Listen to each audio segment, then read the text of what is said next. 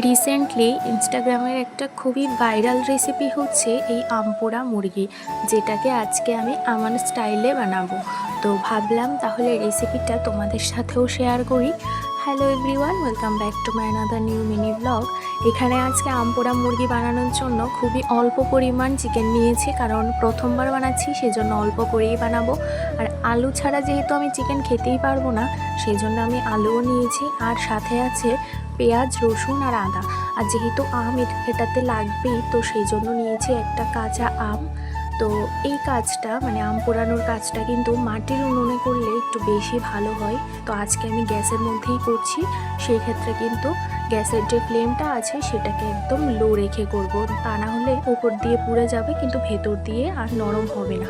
তো আমটা পুড়িয়ে নেওয়ার পর আমি কিছু শুকনো লঙ্কাও পুড়িয়ে নিয়েছি, তারপর আমের পাল্পটা বের করে রেখে দিয়েছি। এবার যে পেঁয়াজ, রসুন আর আদা নিয়েছি সেগুলোকে একটু ড্রাই রোস্ট করব, আর সাথে কিছু কাঁচা লঙ্কা দিয়েছি যাতে আর একটু বেশি ঝাল হয়। তো এখানে ড্রাই রোস্ট করা হয়ে গেছে। এবার আমের এই পাল্পটা আর ড্রাই রোস্ট করা সব কিছু একসাথে মিক্সচারের মধ্যে দিয়ে একটা ফাইন পেস্ট করে নেব। তো এখানে আমার পেস্ট করা হয়ে গেছে, ঠিক এরকমভাবেই করব। তারপর যে আলুটা নিয়েছিলাম সেই আলুটাকে একটু ভাজবো, শুধুমাত্র নুন আর হলুদ দিয়ে একটু কড়া করে ভেজে তারপর নামিয়ে নেব। এইবার যে চিকেনটা নিয়েছি তাকে ম্যারিনেট করব।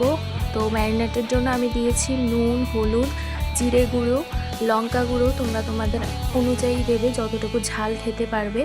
আর যে পেস্টটা করে রেখেছিলাম সেই পেস্টটা দিয়ে খুব ভালোভাবে মিশিয়ে 8 ঘন্টার জন্য রেখে দিয়েছিলাম রেস্টে। আর এদিকে ফোড়নের জন্য ইউজ করেছি গোটা জিরে আর 2টো তেজপাতা।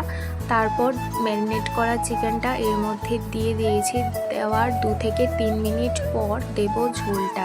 আর ঝোলটা একটু বেশি দেব, কারণ চিকেনটা সেদ্ধ হবে, তো সেই জন্য চিকেনের পরিমাণ বুঝে ঝোলটা দেবে।